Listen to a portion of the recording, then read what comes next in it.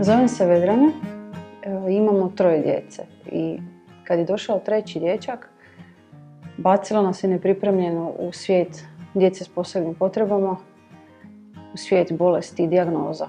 Vrlo brzo smo počeli sa fizikalnom terapijom. Naime, radi se o tome da je on rođen sa hipotonijom mišića, hiperelasticitetom zglobova i još nekim sitnim poteškoćama i očito oštećenjem mitohondrija.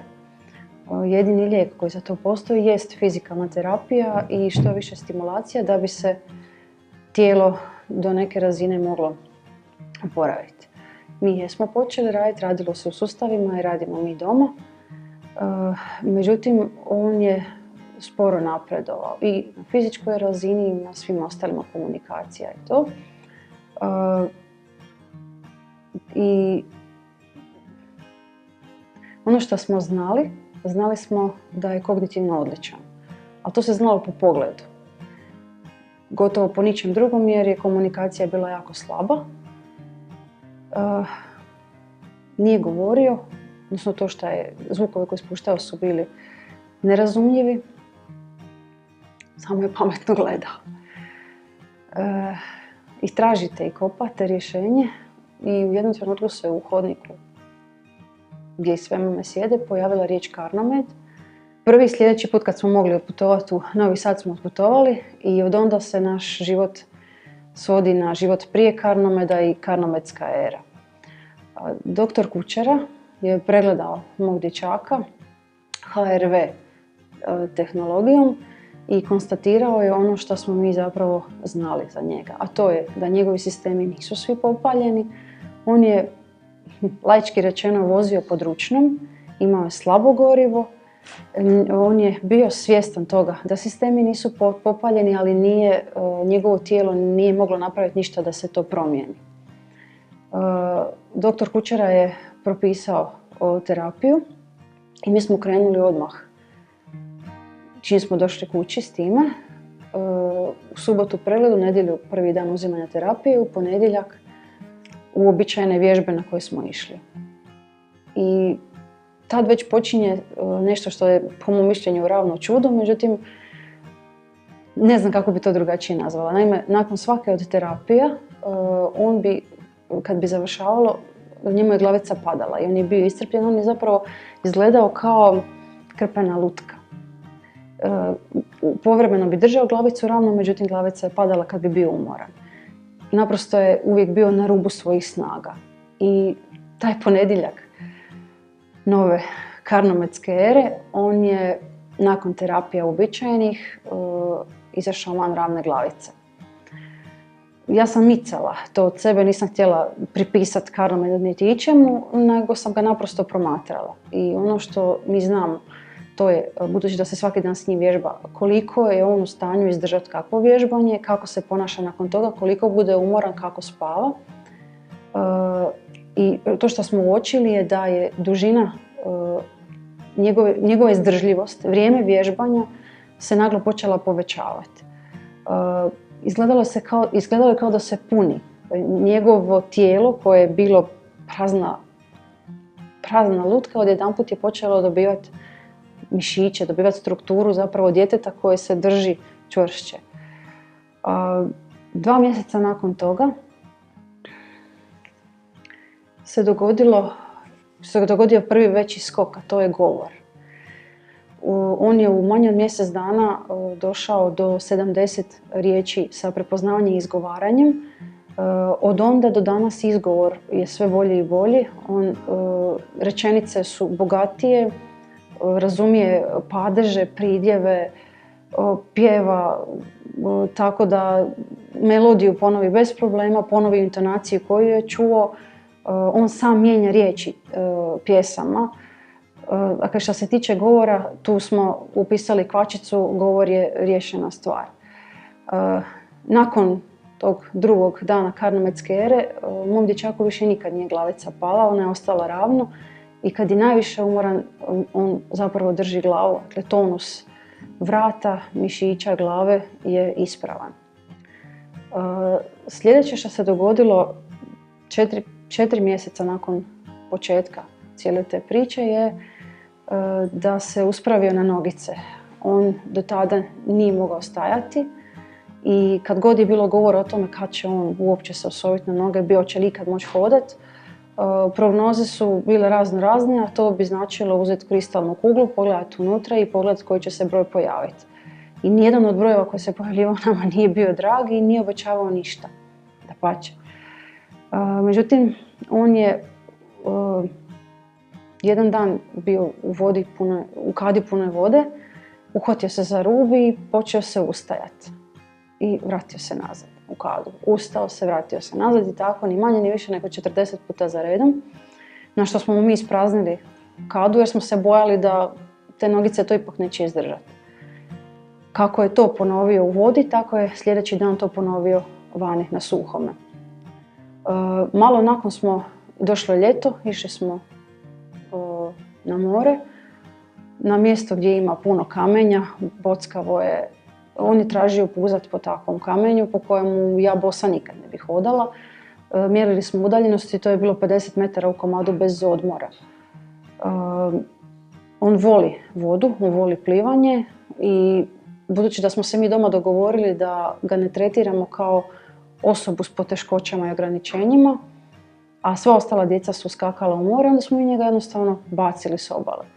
Rekli smo mu, sinko, plivaj, imao je jastučiće na ramenima i prvi njegov zaron je bio takav da je izronio nogicama i guzom van, glava je ostala ispod. Brat je doplivao do njega, okrenuo ga na pravu stranu i to je bilo to. Nakon toga je on polako počeo plivati. Prva njegova plivanja su bila u krug, zato što između ostalog on ima i skoliozu i vuče ga stalno na jednu stranu.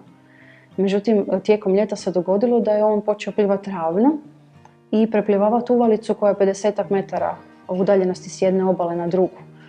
Ja sam cijelo vrijeme micala priču o čudu i micala sam priču o tome da je Carnomed riješio veliki dio naših problema zato što živite u realnom svijetu i ljudi vam pristupaju na način da se nešto ne može, da je nešto nemoguće. Međutim, kontrolni pregled nakon 6 mjeseci je pokazao da su se njegovi svi sistemi popalili. Osim što smo mi sve vidjeli što smo vidjeli, svi brojevi na HRV testu su pokazali da je iz crvene zone, koja je zapravo po životu ugrožavajuća, on došao na vrh zelene, prema tome njegovo je tijelo počelo, dakle stanice su dobile energiju koju su trebale dobiti, svaka je počela raditi svoju funkciju i to se na njemu vidi. Moj sin je trenutno puni godinu dana na karnozinu, Q10 i pola godine je bio na kolostrumu. Svakodnevno se uzima ujutro i navečer. I napravila sam eksperiment. Od 7 dana nisam mu davala ništa i vidjela se razlika i u tonusu i u dužini vremena koliko je mogao izdržati određene vježbe. Isto tako se vidjela razlika u koncentraciji. To radi. Kad se nađete sa strane gledajući roditelji djece s posebnim potrebama, onda je vrlo jednostavno osuđivati, vrlo jednostavno je misliti da biste vi ovako ili onako da ste na njihovom mjestu. Tek kad je u rukama vaše dijete koje traži od vas da mu pomognete, da ima normalan, zdrav život, da dođe do svojih maksimalnih potencijala, onda se počnete okretati na sve strane i tražite pomoć. Sustav u kojem mi jesmo je ponudio jedino što može, a to je odmah u startu fizikalna terapija i sve ostale terapije defektologa, logopeda. Pregledi liječnički, naravno praćenje s te strane. Međutim, lijek na razini toga da se njemu pomogne naprosto nije postojao u ovome sistemu u kojem mi jesmo. Budući da je neurološka dob njegova išla puno sporije nego njegova kronološka dob, mi smo shvatili da nemamo previše vremena, da ne možemo gubiti vrijeme čekati da se neki od lijekova smisle ili da se nekakvo čudo samo po sebi dogodi i zato smo krenuli sami tražiti šta sve možemo napraviti.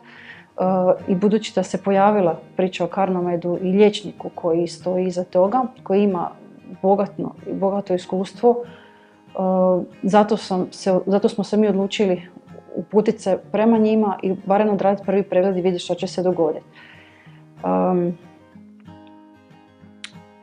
Roditelji koji su nakon nas došli, a mi smo u kontaktu jer smo grupa, povezali smo se i na Facebooku, povezali smo se na način da dijelimo informacije, dijelimo literaturu, učimo jedni druge ko šta može i na kraju krajeva radimo i te stimulacije gotovo paralelno svi skupa. I ti su isto roditelji krenuli prema Carnomedu tražeći gorivo za svoju djecu. Svaki od njih je bio skeptičan i svaki od njih je došao na isti način, a to je dobar dan, došli smo vidjeti što nam možete ponuditi. Neka od te djece imaju jako rijetke sindrome i ono što ih je oborilo s nogu, roditelje takve djece, je što je doktor Kučera s vrata rekao naziv sindroma koje ta djeca imaju. Nama je to bilo dovoljno da shvatimo da je osoba koja vodi te preglede autentična i da sve što piše o njemu i cijela lista toga što je radio je stvarno u praksi pokazano i dokazano. Priče o tome da je to trajna životna terapija, on je u startu srezao i rekao da mi krećemo sa Carnomedom i Carnozinom zato da bismo našoj djeci pomogli da oni, grubo rečeno, probiju čepove koji njih smetaju, a onda će se kroz vrijeme pokazati ako se sami dovoljno oporave, onda im terapija više neće biti potrebna. Sve ono što vi kao roditelj imate ispred sebe kao pitanje, hoću li morati ovo zauvijek, jesmo li mi obavezni, šta da radimo, hoćemo li napraviti štetu. Mi smo u startu dobili odgovore na naša pitanja. I puno slobodnije prihvatite pokušati s jednom takvom terapijom kada znate da s druge strane stoje ljudi koji imaju znanje, koji imaju kvalitetan proizvod i koji su vas u stanju pratiti. Godinu dana nakon, rezultati su sljedeći. Dječak nije govorio, sada govori sasvim dobro, razumljivo i pjeva. Dječak nije puzao, sada puže, to su udaljenosti preko 50 metara bez ikakvog problema. Nije stajao na nogama, danas stoji uz pridržavanje. Naravno da nije ni hodao, danas hoda uz pridržavanje. Kognitivno ste mogli provjeriti, rekla sam samo po pametnom pogledu, ono što danas znamo je da što on nauči to kod njega i ostane. On primjenjuje naučeno i zapravo se razvija kao svako normalno zdravo dijete.